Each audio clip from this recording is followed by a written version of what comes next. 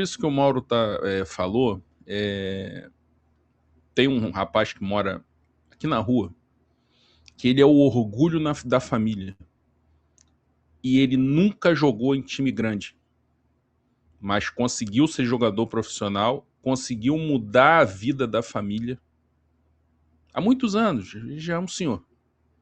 Conseguiu, naquela época em que não se ganhava o dinheiro que se ganhava hoje, mas ele rodou por aí e é o orgulho da família e conseguiu mudar a realidade da família. A mãe ter casa, esse tipo de coisa. E nunca passou por um time grande. Amigo, o funil do futebol profissional é muito pequeno. É muito... Aqui, quem a gente está vendo aí é a minoria da minoria. Quem empaquetar da vida é a minoria da minoria da minoria. Esse elenco do Flamengo, estelar e tal. O universo de jogadores pelo Brasil, jogador profissional, é muito grande, com várias e várias histórias. Então, não é assim como se funciona assim. Ah, não tá jogando agora com 18 na base do Flamengo e tal, vai fazer o Enem. Isso aí é... Nem o cara que tá falando isso acredita nisso, só se ele for muito imbecil mesmo. Ou não tem noção nenhuma da realidade. Mas, enfim, isso não tira a crítica que tem que ser feita ao desempenho desses jovens. E aí eu gostaria de falar sobre a crítica que eu fiz ontem, que foi dura, assim, tanto na coluna quanto aqui na live, até gerou um corte e tal. Mas, gente, criticar o desempenho do Sub-20 é só isso. É criticar ali pontualmente. Jogaram muito mal, etc, etc. Não quer dizer que você está defendendo que quarta-feira vai ser time titular contra o Vasco. Uma coisa não tem nada a ver com a outra. Tem gente que acha que não tem que falar nada. Ah, o Campeonato Carioca, que vocês falam que o Campeonato Carioca que se dane, então não tem que falar nada. Tem que ficar o tempo todo dizendo que o Campeonato Carioca que se dane. Não. Não, é o Flamengo que tá lá jogando, é a camisa. É jogo oficial. É a competição menos importante da temporada, mas é jogo oficial, gente. E outra, quando a gente fala que o Flamengo tem que botar reserva e garotada para jogar o Carioca, o que a gente está pressupondo é que o Flamengo vai fazer uma campanha pelo menos razoável. Nem que seja medíocre, mediana. O que seria uma campanha medíocre até agora? Perdão. O que seria uma campanha medíocre até agora? 4 pontos. Seria uma campanha medíocre. Mas não, eles fizeram uma campanha abaixo do medíocre. E o pior, com desempenho sofrível. A ponto de que, se terminasse com 0 pontos, não seria nenhum absurdo. O gol do Iago foi no finalzinho lá do jogo com a Portuguesa.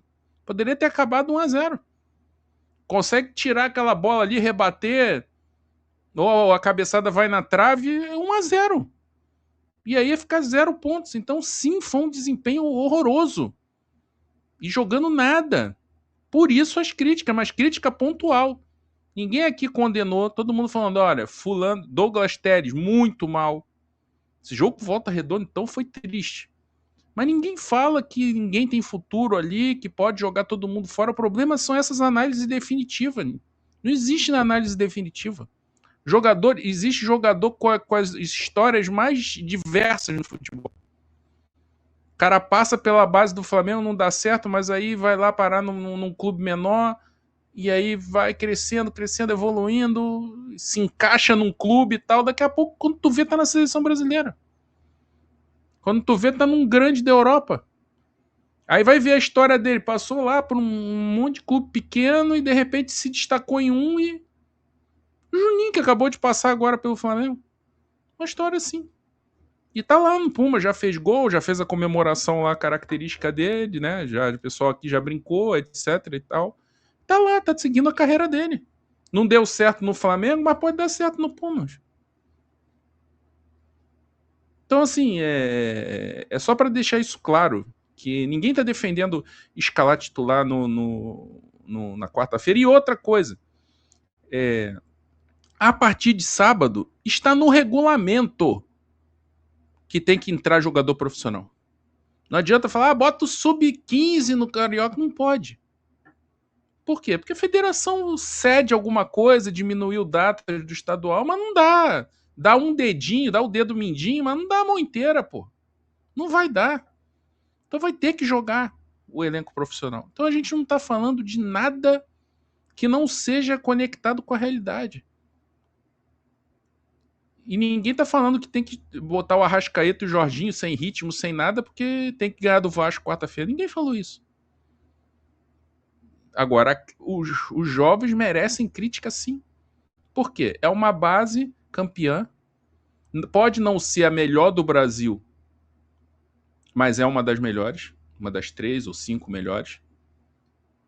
E o que a gente está falando que deveria ter feito era uma campanha razoável contra a Portuguesa, que está na Série D, Volta Redonda, que acabou de cair da B para C, e o Bangu, que acabou de voltar para a primeira divisão do futebol carioca. Não eram desafios tão difíceis assim para você fazer uma campanha razoável. Não se está cobrando 9 pontos. É só isso, gente. É a crítica pontual, sem condenação. O reconhecimento de que o planejamento deu errado, porque o Flamengo está muito abaixo de uma zona intermediária, que seria o melhor cenário. Porque qual é o melhor cenário no estadual? É ou você escala um time de garotos e reservas, ele encaixa e arranca e ganha o título, esse é o melhor cenário, que é mais um título. E você não arrebentou ninguém. Não estourou ninguém, não escalou jogadores importantes, fundamentais.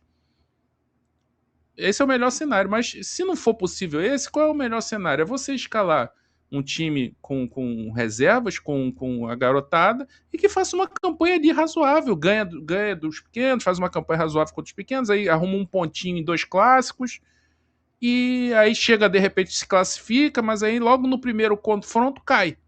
E aí pronto, você já se livra daquilo e você vai se concentrar no que é importante. Mas o problema é que o Flamengo é o pior time do Carioca, amigo. É a camisa do Flamengo, é o nome do Flamengo, é a instituição. Isso aí, o Sub-20 não pode entregar isso. E os jogadores profissionais que entrarem também não podem entregar isso. Se for ver a diferença de investimento do Flamengo para esses outros times, se você olhar a folha do Sub-20, a folha do Sub-20 deve ser, com certeza, é maior do que desses 3 times. Porque tem jogador ali que já tem que ter contrato, porque a multa é alta e tal, já tem que ter contrato com um bom salário, que a multa é alta. Então, assim, ninguém tá falando nada demais, ninguém tá hipervalorizando o Campeonato Carioca. O que a gente tá dizendo é, Flamengo na zona de rebaixamento do Carioca é um absurdo. Seja lá quem for escalado ali. E vai tomar crítica. Porque ali não tem nenhuma criança não, gente. São homens que estão ali. Então eles têm que responder o problema são os radicalismos. Ai, tadinhos e tal, são crianças, não pode criticar porque são crianças, são meninos que estão sendo expostos e tal. Pô, não, são homens que já estão ali, entendeu? E que já têm salário, que já estão bem posicionados na carreira, estando num clube top como o Flamengo, tá? E também não pode ser esse papo do Enem, né? Então, nem uma coisa, nem outra, nem um extremo, nem outro. É a crítica pontual que eles não jogaram nada nesse. E o planejamento tem que seguir. E eu acho que o BAP está certo. É uma avaliação técnica. Não tem que ter interferência. O que for decidido pelo Boto, pelo Felipe Luiz, pelo Pivete, tá resolvido, gente. E os garotos têm que dar a resposta no campo. E aí, em cima disso que eu falei, o Mauro reforçou. Vai ficar propondo jogo com linha adiantada do cacete, pô. Vai meter uma retranca contra o Vasco para arrumar um pontinho. Porque essa é a realidade do momento. O time não tá jogando nada, não consegue trocar 3 passes no ataque, vai ficar propondo jogo para quê? Para dar a bola para o adversário e tomar contra-ataque, tomar a bola nas costas? Pelo amor de Deus. Que orgulho burro é esse? Então é isso, vai seguir o planejamento? Contra o Vasco tem que ser garotada, ou vai pegar um ou outro, porque se pegar um ou outro do profissional vai ter problema, vai continuar tendo problema, porque os caras não têm entrosamento, os caras chegaram agora, o Mauro falou, apurou ontem lá, ou sábado, não lembro, 20 minutos os caras aguentam. Aí vai ficar forçando? Vai ficar forçando o jogador? Não existe isso, né? Então, enfim, a vida segue, o planejamento segue, e cabe a esses jovens apresentar um futebol melhor, e cabe ao Pivete também tomar melhores decisões do que aqueles que todo mundo sabe. Aquela decisão de, logo após a expulsão do Carbone, botar o Pablo Lúcio ali de lateral esquerdo, aquilo ali foi um absurdo. Aquilo ali, alguém tem que dar uma chamada nele lá dentro. Ó, não existe. Ou você, se era para fazer isso, fazia a substituição logo em seguida. Mandava o garoto entrar, e aí mexe ali, o garoto entra na lateral, mexe no sistema e pronto. Essas coisas, né? Fazer o simples bem feito, eu acho que só isso já vai ajudar o Flamengo aí, essa garotada no Carioca.